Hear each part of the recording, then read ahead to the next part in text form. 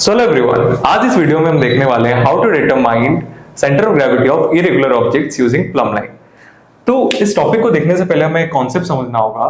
मान लेते हैं हमारे पास एक इरेगुलर ऑब्जेक्ट है और इसको हमने पाइवट कर रखा है दिस पॉइंट, ठीक है।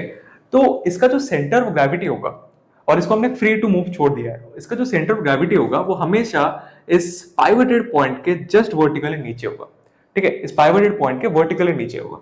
मान लेते हैं सेंटर ऑफ ग्रेविटी वाला पॉइंट जो है वो ये वाला पॉइंट है, ठीक है। यानी कि इस पॉइंट से वेट एक्ट कर रहा होगा, इस बॉडी का वेट एक्ट कर रहा होगा, और हम ये कह सकते हैं ये जो वेट है इसका जो लाइन ऑफ फोर्स होगा वो इस पाइवटेड पॉइंट से पास कर रहा होगा, ठीक है। हम ये कह सकते हैं।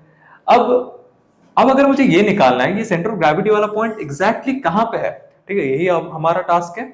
तो ये इस लाइन पे कहीं एक पॉइंट पे होगा, ठीक है, इस लाइन पे कहीं भी एक पॉइंट पे ये होगा। अब इसको निकालेंगे कैसे? इसको निकालने के लिए हम एक एक्सपेरिमेंट करेंगे, ठीक है। तो मेरे पास एक इरेगुलर ऑब्जेक्ट है, ठीक है, कुछ ऐसा।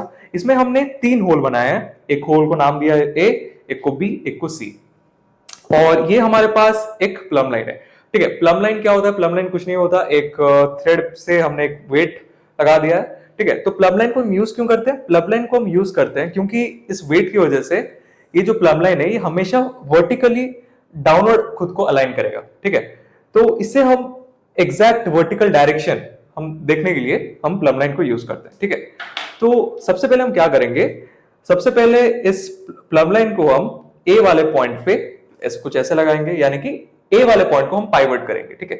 तो अब मैंने इसको फ्री टू रोटेट छोड़ दिया, ठीक है। अभी इक्विलिब्रियम पे आ चुका है, यानी कि अब इस प्लम लाइन को देखते हुए हम क्या करेंगे? हम एक स्ट्रेट लाइन ड्रॉ कर लेंगे, ठीक है। अब वैसा ही हम क्या करेंगे? वैसे ही हम बी वाले पॉइंट के लिए भी करेंगे। तो प्लम लाइन को हमने बी वाले पॉइंट पे लगाया, अब इसको हम फ्री टू रोटेट छोड़ देंगे।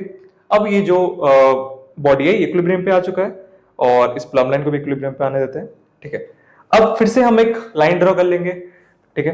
अब हम क्या करेंगे? हम यही सेम चीज सी वाले पॉइंट के लिए भी करेंगे, ठीक है। तो सी वाले पॉइंट पे हमने लगा दिया है, अब इसको फ्री टू रोटेट छोड़ देते हैं, ठीक है।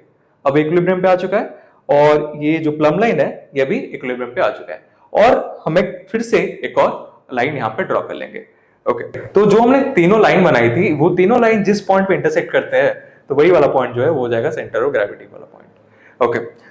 अब इसको हम इस पॉइंट पे बैलेंस भी कर सकते हैं कुछ ऐसे, ठीक है, ठीक है। तो इसी के साथ अगर आपको वीडियो अच्छा लगा होगा then please like, share and subscribe our channel. Thank you so much.